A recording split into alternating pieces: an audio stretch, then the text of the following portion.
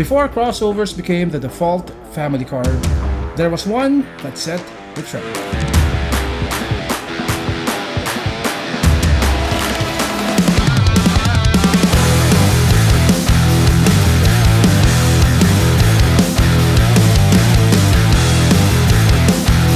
The Honda CR-V is the granddaddy of crossovers.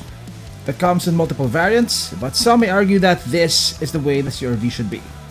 All-wheel drive, 7 seats, and powered by a familiar gasoline engine. This is the CR-V All-Wheel Drive VX. Is it worth your money? Let's find out.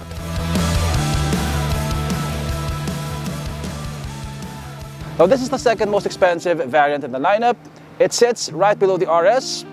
Now unlike the RS, this is not a hybrid, but it does have a couple of advantages. One, it's all-wheel drive, and two, it's a 7-seater. While the RS is only front-wheel drive and a 5-seater. Like most of Honda's recent designs, this does look a bit conservative, especially in this white color. You get mostly straight horizontal lines here. You don't get a lot of drama on the side. You don't get upswept angles. But the front does have a bit of attitude to it. The slim headlights and the blacked out grille give it a pretty aggressive look. And I like how they used gloss black elements instead of chrome. Gives the car a more sporty look. Now, like the RX, the VX also has 18-inch wheels, but because these are painted in silver, they look, you can tell that they're smaller. They do look a bit undersized compared to the size of the car. I think this would look much better with 19s or 18s, but finished in black. The VX comes with most of the tech of the RS. You get a 360 camera, you get cameras underneath the power folding side mirrors, you got a front camera and a rear camera, you get Honda sensing here. Of course, you get a smart locking system. You got functional roof rails, which are finished in this silver color. Now, unlike the RS, the body claddings are finished in matte black. On the RS, those are body colored. So the only chrome accents in the car are on these window moldings over here. Now, thankfully, the CR-V VX comes with hood struts. Now, under the hood, we have the same engine as the Honda Civic. It's a 1.5-liter turbocharged engine. Now, it's tuned to produce a bit more power. It has 190 PS and about 240 Newton meters of torque. It does produce slightly more power, but the CR-V is also a heavier car and it's also all-wheel drive, so there's a bit more power loss. Now, we'll find out later what it's like to drive. Like most modern Hondas, like almost all modern Hondas, this comes with a CVT transmission.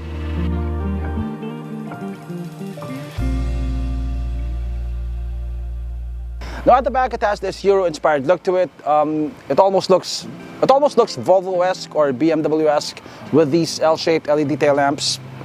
Now down there you get dual exhaust tips, and unlike the RS, which only gets one functional exhaust tip, on the VX, both exhaust tips are actually functional.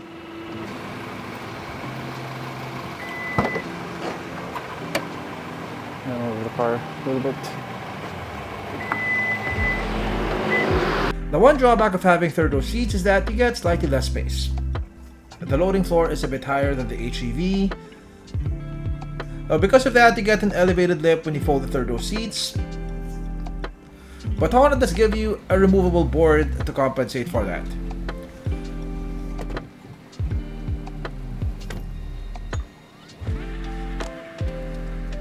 When you fold all the seats down, you still get a flat loading surface.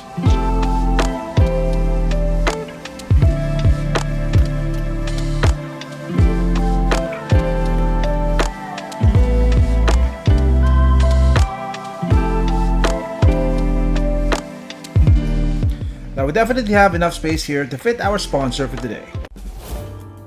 Introducing the AutoSport Mobility Scooter, the world's most innovative mobility scooter.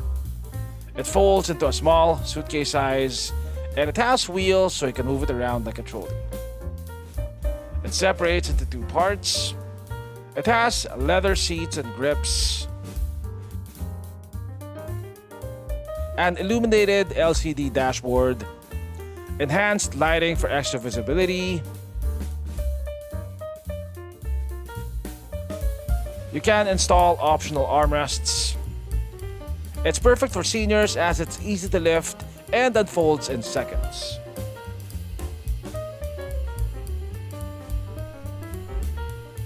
It has a maximum speed of 10 kph, shock absorbing flat free tires, high ground clearance, advanced braking system, be free to travel anywhere, land, sea, or air.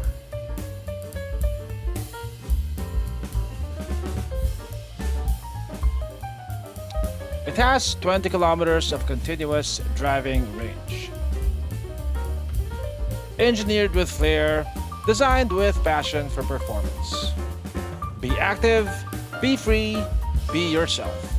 Atto Sport, moving life.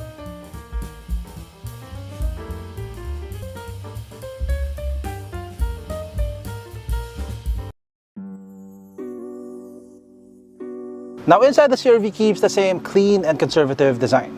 It's not flashy, but it feels solid and well built. Almost everything here is covered in soft materials. The top of the dashboard, the entire top of the dashboard is soft. This is soft touch right here. This is soft, this is leather wrapped. You get a leather wrapped armrest, leather wrapped seats, a leather wrapped steering wheel. You have these wood accents on the dashboard and also on the door sidings. You get a strong horizontal theme here on the dashboard. You get a lot of long, straight horizontal lines which emphasize the width of the vehicle. You also get this metal honeycomb grille that runs across the dashboard. It covers the air vents and keeps things looking tidy. Now, to adjust the airflow, you have these joystick-looking things over here, which you move around. I like how the hazard button looks like it's floating on top of the grille. It's the same design approach that you'll find on the Civic, and I think it works well here too. Now everything is laid out logically and ergonomically. Thankfully, we got a lot of physical buttons here and knobs, and all the buttons and knobs feel premium. Like, listen to these knobs over here.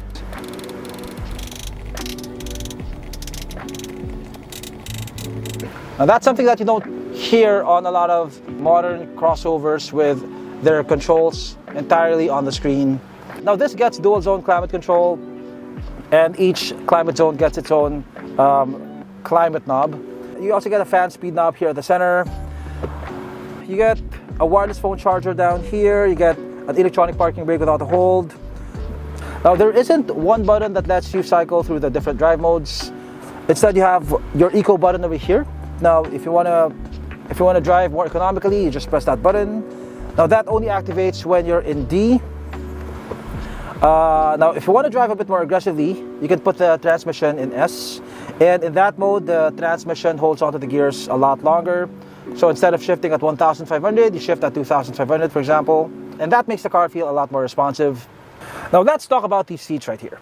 I think these are some of the most comfortable seats that I've sat in among crossovers in this price bracket. Now the bolstering is relatively aggressive. It feels like the seats are hugging you, but they're not so aggressive that they make getting in and out of the car difficult. I also like how the thigh support is adjustable. Now you can raise this part of the seat, and what I do is when I'm driving long distances, I raise this part of the seat, and what that does is it minimizes the load on your heel and it distributes that weight to your thigh, and that helps a lot when you're driving long distances. You also have two-person memory settings here, so if you have more than one driver in the family, you can save the individual settings and then access them by pressing one of those buttons over there. The steering wheel tilts and telescopes. You have paddle shifters over here.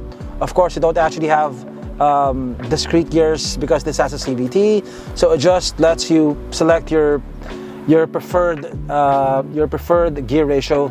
Now you have plenty of buttons here for your ADAS. Now this has adaptive cruise control, lane keeping assist, autonomous braking, etc. Now the infotainment screen sits on top of the dashboard. Now it's not as flashy as the ultra-wide 15-inch screens of some of its competitors. The resolution is okay. It's not as impressive as the infotainment screens of its Chinese competitors. I mean, it doesn't look like it's cutting edge, but it doesn't look cheap either. But I like how it has a matte coating on it, so it doesn't reflect a lot of light. Now you get wireless Apple CarPlay, you get wired Android Auto. You also get a 360 camera, although the quality isn't as good as on some of its Chinese competitors. But thankfully, we get physical buttons here as well. You get a physical home button, a physical back button, you got a physical volume knob, physical search buttons over here. You get an electronic parking brake without a hold. Yeah, oh, by the way, both front seats are power adjustable. It's not just the driver's seat. You get a sizable glove box over here. It is dampened, although the damping seems to be a bit too strong. It takes a while for the glove box to fully open. You also have plenty of storage underneath the center armrest. And you have two cup holders here with spring-loaded tabs which hold your drink so it doesn't jiggle around when you're driving. Here at the back, space is quite adequate. I have about this much knee room. That's about 6-7 inches. Headroom is also pretty decent. That's about 2 inches. Now we get quite a few toys here. We got two air vents, two USB-C ports. We have a foldable armrest with two cup holders. We have grab handles here. The flooring is also almost completely flat. If you're 5'8" or 6 feet tall, I think you'd be comfortable here. If you're a basketball player, you might have to ask the front passenger to move the front seat a little bit. One glaring thing that's missing here is a panoramic sunroof, which is present on almost all of its competitors in this price bracket. But that's not necessarily a bad thing. I mean, some people prefer not to have sunroofs. But for me, who's gotten used to driving cars with sunroofs, I think this, yeah, it feels a bit claustrophobic here. Okay, let's go to the third row. Okay. Well, there's no dignified way of doing this, really. Now, as you can see over here, there's really no room for my knees, also for my feet. My feet don't even fit in the space between the rails.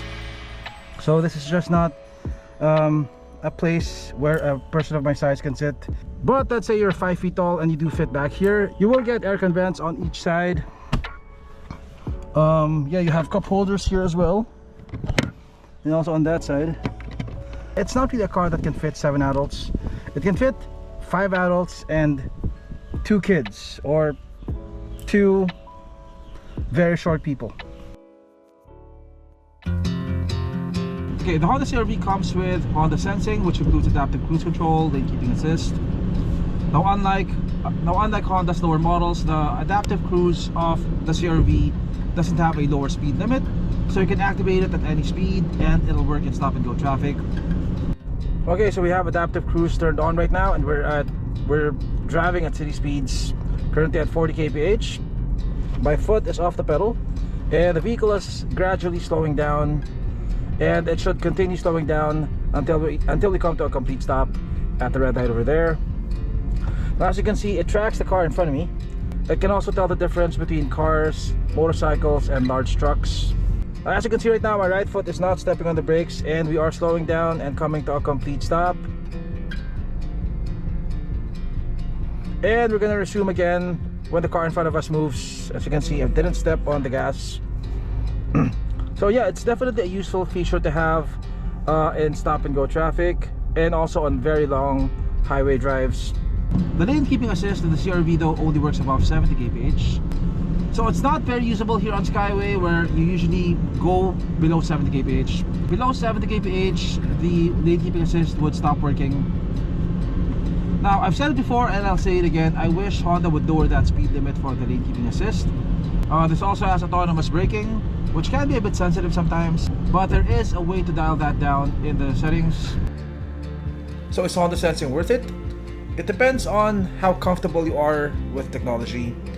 I know people who have cars with full ADAS but don't use any of the features. I happen to really appreciate having adaptive cruise control, especially on long road trips or in heavy EDSA traffic. Lane keeping assist is a hit or miss feature on most cars. In the CR-V, it's useful on traffic-less drives along mostly straight highways like TP-Lex. Now, if you're the kind of person who doesn't trust technology to assist you in driving, then Honda Sensing would probably be more annoying than helpful.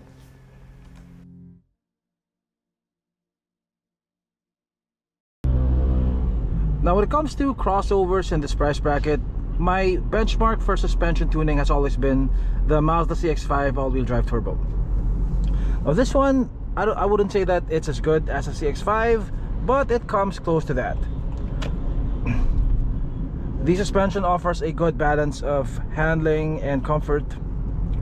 It absorbs road imperfections really well, but it doesn't feel that boaty. It feels planted even at higher speeds. Now, it has slightly more power than the Honda Civic, but it doesn't quite feel as sprightly as the Civic. Now, that is understandable since it's a bigger and heavier car. It's also all-wheel drive. You start to feel the torque at about 2,500 RPM, and below that, it takes a while for the car to respond to your input. So if you want to drive a bit more aggressively, you put the transmission in S mode, and in that mode the transmission holds onto the gears a bit longer. So it shifts at about 2,500. So you're always in the power band and the car feels a lot more responsive.